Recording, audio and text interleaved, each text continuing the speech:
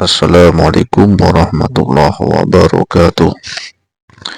Salam jumpa kawan-kawan subscriber Dawi Ulama 41. Alhamdulillah, pada kesempatan ini kami akan membahas tentang hukum berobat dengan barang najis. Jadi di dalam Islam itu ada 5 hukum: wajib, haram, sunnah, makruh, dan mubah. Ini bagaimana kalau kita menyikapi berobat dengan barang yang najis? Contohnya begini, ada suatu pertanyaan, binatang cacing itu kan haram. Binatang cacing itu haram atau halal? Terus air cacing yang biasa untuk obat tipes, hukumnya bagaimana? Mohon pencerahannya. Itu ada pertanyaan. Jadi binatang cacing itu haram atau halal? Nah, terus air cacing yang biasanya untuk obat tipes itu hukumnya bagaimana mengonsumsinya? Nah, jawabannya begini. Jawabannya diperbolehkan berobat dengan barang najis selain khamr atau arak, atau itu yang buat mabuk-mabukan itu loh, arak gitu. Apabila dapat lisensi dari dokter dan juga benda najis tersebut lebih ampuh dan atau tidak ditemukan obat yang suci dan halal. Jadi jawabannya bagaimana kita itu hukumnya berobat dengan barang najis? Jawabannya diperbolehkan berobat dengan barang najis selain arak apabila, dengan catatan, apabila dapat lisensi dari dokter dan juga benda najis tersebut lebih ampuh dan atau tidak ditemukan obat yang suci dan halal.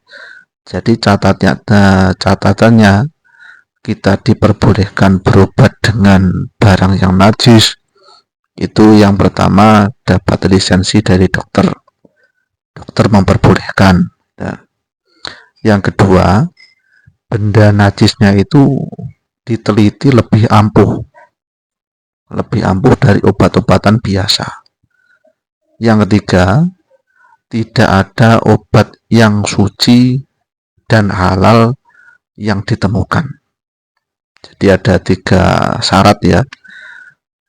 Yang pertama itu barangnya yang dibuat obat niku bukan arak, terus juga dapat lisensi dari dokter yang terpercaya, terus benda najisnya itu terkenal ampuh, ya, terus yang terakhir tidak ada obat yang suci yang ditemukan untuk mengobatinya. Nah, itu malah boleh kita itu berobat dengan sesuatu yang najis. Terus ada tambahan lagi, banyak penyakit modern yang sampai sekarang terkadang secara medis belum ditemukan obatnya. Namun di sisi lain banyak yang memakai alternatif, semisal demam berdarah dengan meminum darah belut, undur-undur, tokek, dan lain-lain. Sementara dalam fikih hal-hal tersebut diperbolehkan dengan catatan tidak ada ma yakumu maqamah. Maksudnya tidak ada sesuatu yang dapat menggantikannya.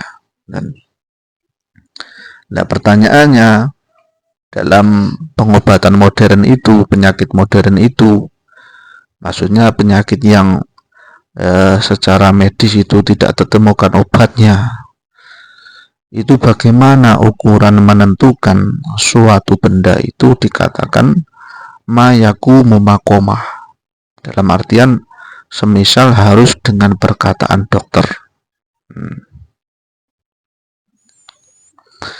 Siapakah yang berhak menentukan diperbolehkannya berobat dengan najis, dan ketika tidak ada sesuatu yang menggantikannya? Jawabannya, yang berhak menentukan kita itu bisa berobat dengan sesuatu yang najis itu adalah dokter muslim yang profesional atau pengguna obat sendiri yang memiliki pengetahuan medis. Ya, jawabannya sangat jelas sekali. Jadi dalam permasalahan-permasalahan modern seperti cacing buat obat tipes, atau menggunakan, ada orang yang sakit demam berdarah itu diobati dengan darahnya belut, obat, ada yang orang sakit gatal yang sangat parah diobati dengan tokek. Itu kadar kita bisa untuk menentukan kita diperbolehkannya menggunakan barang najis tersebut, kita harus dapat lisensi atau dapat keterangan dari dokter muslim yang profesional. Jadi ketika dokter muslim itu mengarahkan kita untuk berobat dengan barang najis, ya kita bisa menggunakan barang najis itu, dalam artian diperbolehkan, ya.